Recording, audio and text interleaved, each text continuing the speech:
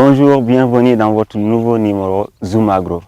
Aujourd'hui, nous changeons de cadre, d'environnement et nous passons en plein dans les champs pour vous montrer concrètement comment ça se passe.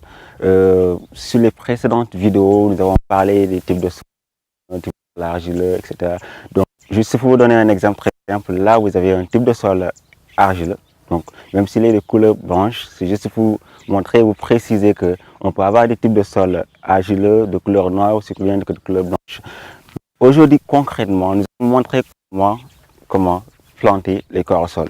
Donc, comment planter les agrumes de façon générale, mais nous allons faire focus beaucoup plus sur le corps au sol pour vous montrer comment ça se passe.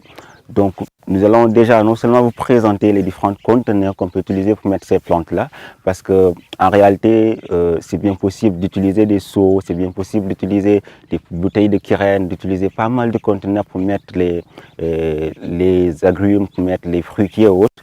Et là, on va juste utiliser le cas du carosol, mais on peut utiliser aussi bien les manguiers, on peut utiliser aussi bien les goyaves, etc. Donc, concrètement, nous allons d'abord commencer à vous montrer, vous présenter les différents outils, les différents objets de récupération que nous avons pu récupérer et recycler tout ça pour y mettre des plantes.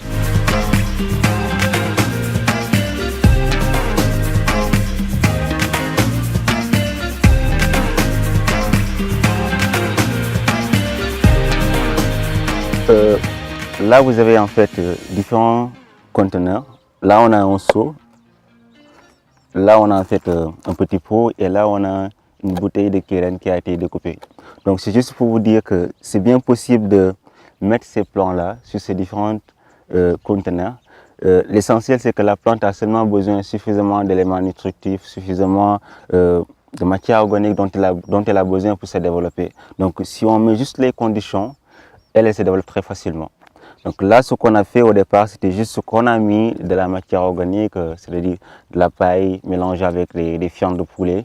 Et on l'a mis en fait dans ce pot-là. Mais la première des choses qu'on a fait, c'est qu'on a mis de petits trous tout en bas en fait du seau. On a trouvé le bas du seau et on a mis de la pierre. Pourquoi on a mis de la pierre? C'est juste en fait pour éviter après avoir mis la matière organique ou le sable que en fait ça bouche les trous. Donc l'idée c'est qu'après avoir créé ou après avoir touillé le seau, il faut au préalable mettre des cailloux pour un peu protéger en fait les trous et après mettre la matière organique. Donc suffisamment de la matière organique pour permettre à la plante de pousser.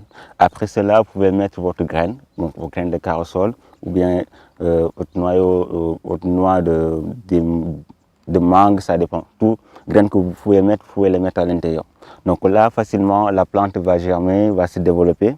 Mais arrivé à une certaine stade, il faudra penser à le déporter. Parce que là, si on l'a ici, jusqu'à cet âge-là, il n'y a pas de problème. Mais si la plante dépasse cet âge, ça veut dire qu'il n'aura plus suffisamment d'éléments nutritifs qu'elle pourra utiliser pour se développer. Bon, naturellement, parce que c'est comme par exemple, si un homme se mettait autour d'un bol, il mangeait, il arrive à un certain moment où il n'aura plus rien à manger. Donc, il va se mettre autour d'un bol, mais un bol totalement vide. Donc, c'est pareil pour la plante. Peut-être là, vous allez voir, vous à vue d'œil, qu'il y a du sable, qu'il y a des éléments nutritifs. Vous pensez qu'il y a suffisamment d'éléments nutritifs, alors qu'en réalité, il n'y en a plus pour la plante. Donc, à un certain moment donné, il faudra penser à enlever cette plante-là, dans son environnement ici, et le mettre dans un autre environnement beaucoup plus large, beaucoup plus large en termes de contenu pour permettre à la plante de mieux se développer. Par exemple, le mettre sur le sol. Donc ça, c'est juste pour vous montrer les différents éléments. C'est pareil aussi pour la bouteille de Kyrène. Ce qu'on a fait, c'est qu'on a d'abord en fait coupé la bouteille, en fait en haut de la bouteille. Après avoir coupé ça, on a juste créé des trous, mis des trous en bas. Après avoir mis des trous, on a juste en fait mis des cailloux. Après avoir mis des cailloux, on a mis du sable et voilà, mettre la graine à l'intérieur et ça germe. Donc voilà, en fait, c'est bien possible de prendre les pots qu'on jette, les seaux qu'on jette, les bouteilles qu'on jette et tout outil plastique qu'on peut utiliser pour recycler cela et y mettre les plantes. Juste pour en fait, c'est une forme de recyclage qu'on peut faire. Maintenant, concrètement, sur la prochaine vidéo, peut-être, nous allons vous montrer comment prendre cette plante-là et la mettre directement sur le sol. Parce qu'il y a des normes à respecter.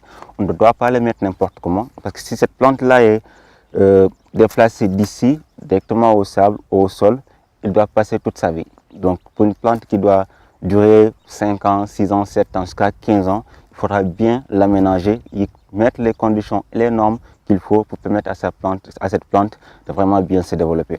Et sur la prochaine vidéo, ce sont ces différentes normes que nous allons vous montrer, vous expliquer comment faire pour prendre cette plante-là et la mettre sur notre lieu bien déterminé. Donc je vous donne rendez-vous sur le prochain numéro et n'oubliez pas surtout de vous abonner sur notre page YouTube, mais aussi surtout d'aimer sur les différents sites Facebook, etc. et nous suivre régulièrement. Donc je vous donne rendez-vous sur le prochain numéro pour nous suivre beaucoup plus en détail et savoir comment transplanter le corossol.